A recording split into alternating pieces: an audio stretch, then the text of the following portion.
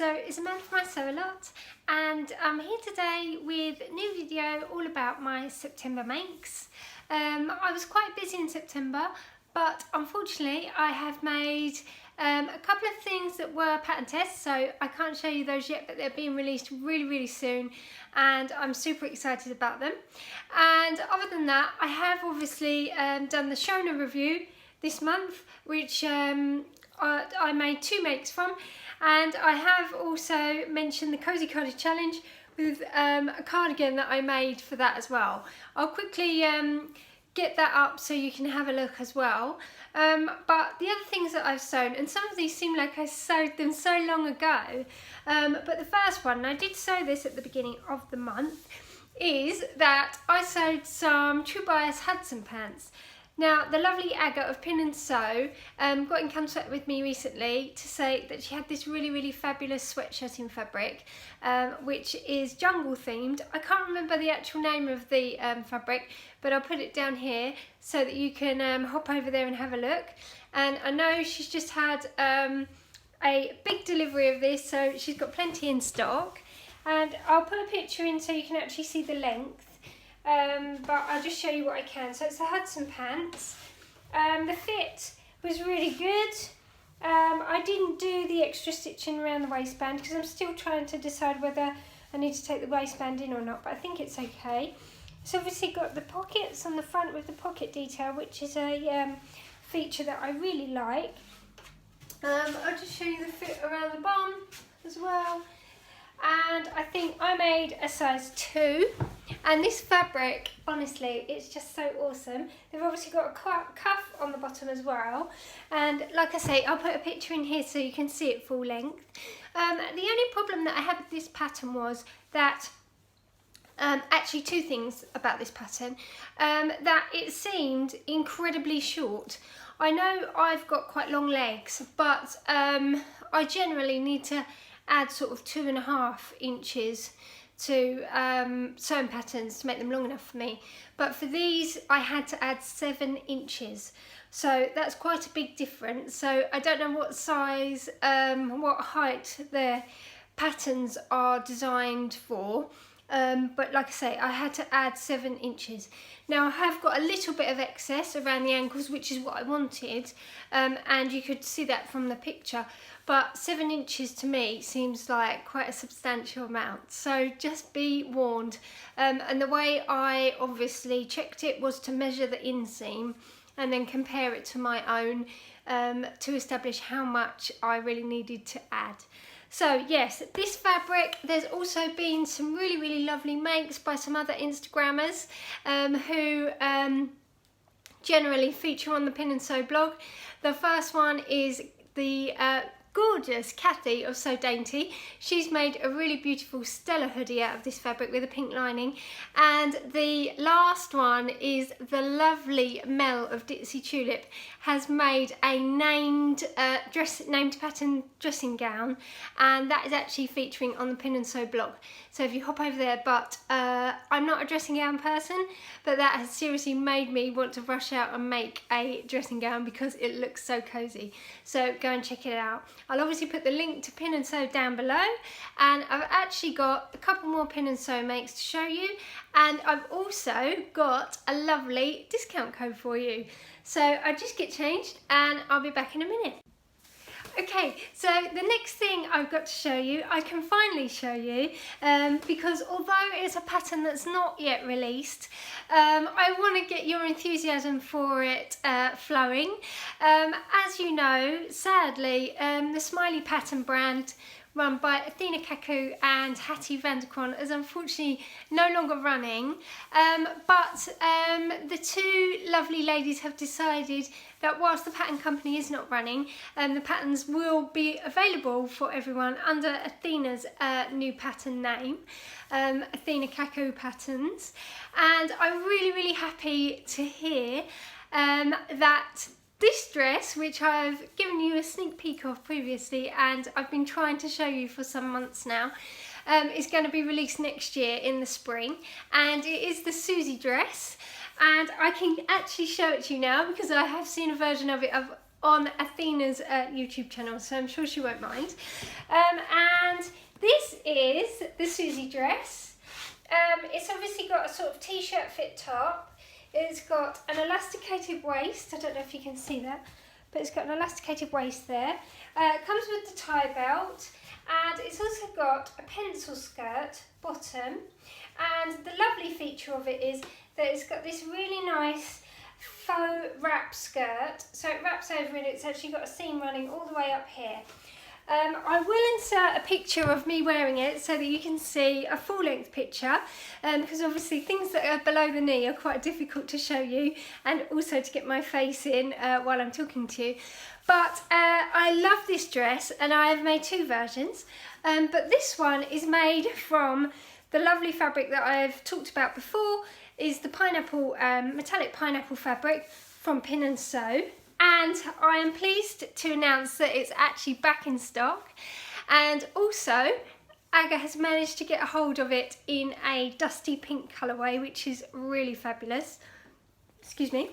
So yes, I'm a bit Pin & Sew heavy this month, so hop over there, and I've also got a discount code for you, which I will put here, and you can get 15% off any purchase between today, so that is Monday the 8th of October, until next Monday. So hop over there because she's got some really lovely things. I've obviously showed you before the Jamie cardigan, which I made out of some French terry from her. So I'll put an image in here, but you've obviously already seen it before if you watched my Cozy Cardi Challenge video. So she's got some really, really great fabrics. So definitely hop over there and have a look. So I have got 3 more things to show you. So I'm going to get changed and I'll be back in a minute. Okay, so I've actually got 4 things to show you, not 3. I forgot about this. So I made another Nikko top. I wear the Nikko tops, it's by True Bias. I wear the Nikko tops all the time when we get into autumn. So I definitely needed a black one. And to be perfectly honest, I could do with more than one because I wear it so often and get really annoyed when it's in the wash. So same as always, I've showed you this before. I made it from a really nice rib. It was from Minerva Crafts, and if they still have it, I'll link it. And it was actually on offer. I think it was something ridiculous like $4.99, $3.99 a metre, something like that. So I only got a metre of this, and I had enough, although I did make a 3/4 length sleeve because I prefer that anyway, but it saves on fabric. So anyway, I'm wearing my Nikko top with my Camille trousers. And these are from the Sew Over It Worked Weekend ebook, which has been released recently. And the Camille trousers also come in a jumpsuit version, which has got a wrap top. I'll put a picture of it here so you can see. But when I saw it, I really liked the look of the trousers. So I'll just stand up and show you. They're a little bit crumpled, I'm afraid, but I've made this version from a wool. I've got a really nice fit on the waistband. It's obviously got 2 little pleats at the top there. I didn't put any side seam pockets because I don't really like to add bulk in that area. I'll just show you the fit from the back as well. They've obviously got a really wide leg, which that's what drew me to them. So yeah, I've made this from a grey wool.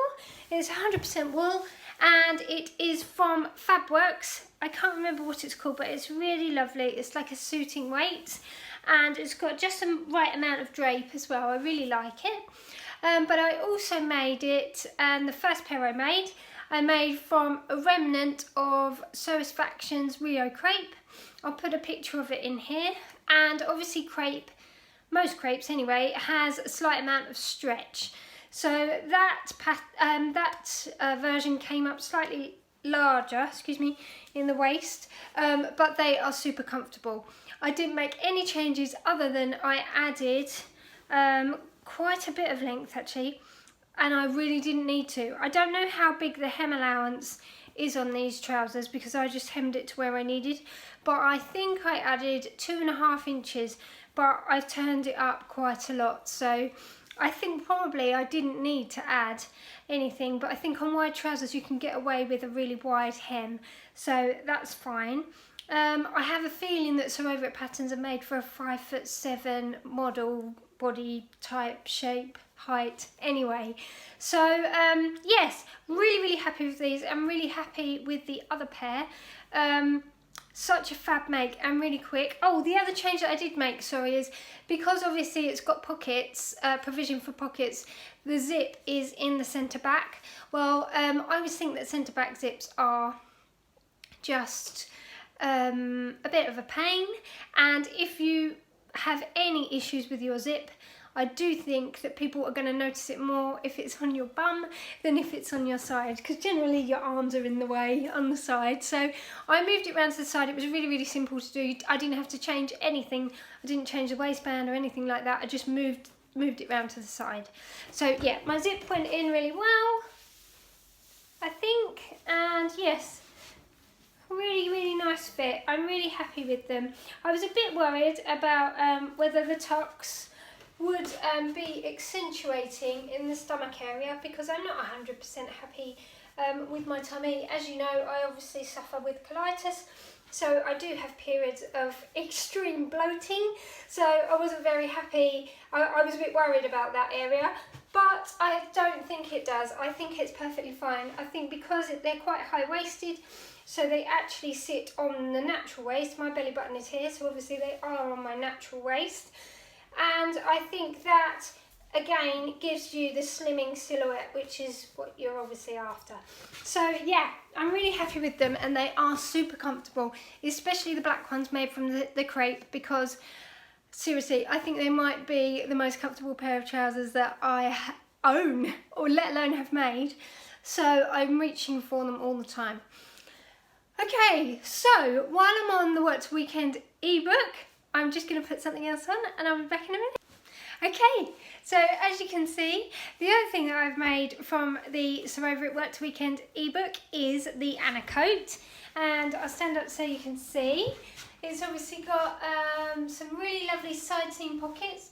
You can't actually see those at all when your hands aren't in them. It's got the tie belt, so no fastenings, no buttonholes or anything, with the belt loops. And it's got as well, it's got a two-part sleeve, which I really like, because I think it gives a really good fit. The really big epaulettes, lapels, and it's also got really lovely epaulettes, which is a feature that I really like, and I think it makes it look a bit more professional. It's also got, I don't know if you can see, but at the back it's also got a vent. I will put a picture in. I do have a picture of me wearing it, so I will put it in so you can see the full length, what it looks like. I am really happy with it. I didn't make any changes, so it's really pretty simple as far as a coat goes. If I was to make it again, the only thing is I did toy with the idea of drafting a lining, because I'll just undo it so you can see that it's not lined at all, so you can see all the guts when it's not done up. But as you can see, the fit's pretty good. I've got a really good fit on the shoulders. The sleeves are a really good length as well.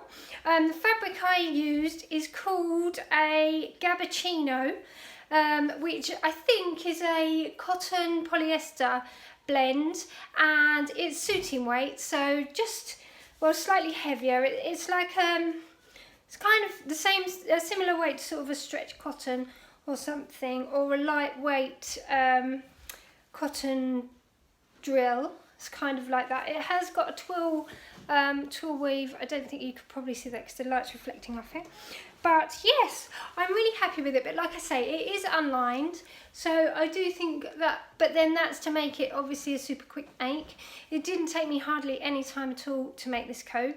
There are some different construction techniques to those which I've used before. The pockets are constructed in a way which I wasn't expecting, so I sewed those together incorrectly and got a bit frustrated to begin with, so watch the way the pockets are constructed. Also, I do think, and I've got an okay finish on my sleeve heads, I think, but there is a lot of fabric to ease in there, which I don't necessarily think that you need. I think you could take a bit of volume out of that sleeve head, and it would make the sleeves easier to get in, and it would have a neater finish, because the sleeves aren't that close fitting, so you have still got quite a range of movement anyway. So to have that amount of volume, I don't think it's 100% necessary, but I know with Sew Over It patterns generally they do have a lot of volume in the sleeve cap, so just something to bear in mind. But yes, if I made it again and I did buy some lining and think potentially I could draft a lining and add it afterwards, because obviously you would only stitch it to the facing, I'd obviously have to undo the hem, but I don't like the way the vent, you can see the vent, because you do have to cut through your seams to make it lie to one side, and I think it would be nice if that was all enclosed in a lining. But that said, I know from watching Lisa Comfort's video that her intention was to release a MAC pattern that was really simple and really easy for anyone to sew. And I don't think there are particularly any difficult construction techniques in this coat, and it certainly does have a really nice finish. So I would recommend it, definitely recommend it, and I think it would be lovely in sort of a lightweight wool or something like that as well for when it gets a bit colder. I'm really sorry if you can hear lots of shouting in the background, but my children are doing their homework and they're having to create a Stone Age scene, so they are getting super excited about this because they are obsessed with anything arts and craft. So sorry about that if you can hear that in the background. Okay, so I've got one more thing to show you. It's not a very exciting thing, but I'm going to show it to you anyway. So I'll be back in a minute. Okay, so the last thing I got to show you is that I made another Tilly and the Buttons Bibi skirt. It's obviously a pencil skirt, a knit pencil skirt. It's got the lovely panels, so it's just made up of 4 panels. I've got my Nikko tucked in, so it's a bit lumpy bumpy, but yeah, with a really nice waistband which is really wide. You don't have any elastic in there, it's just cut slightly smaller so it holds everything in. And yes, so I made this from Pontoroma from Satisfaction. The Beatrix Pontoroma, which I've heard on the grapevine is all due back in soon. So that is everything. I've had some really nice makes this month. The coat and the trousers I'm particularly pleased with. So anyway, like I said, don't forget about the discount code for Pin and Sew, which I'll just remind you of it here, so you can hop over there. We've also got a couple more discount codes coming up this week for the Cozy Cardi Challenge, so also keep your eyes peeled for that. And I have a feeling that the Athena Cacao patterns, which I've been testing, might be being released very, very soon. So yes, also watch out for those. So thanks for watching. I will be back this week at some point with my plans for this month, because I want to get them to you relatively quickly so we're not in the middle of the month, otherwise it's ridiculous. So I will see you again soon.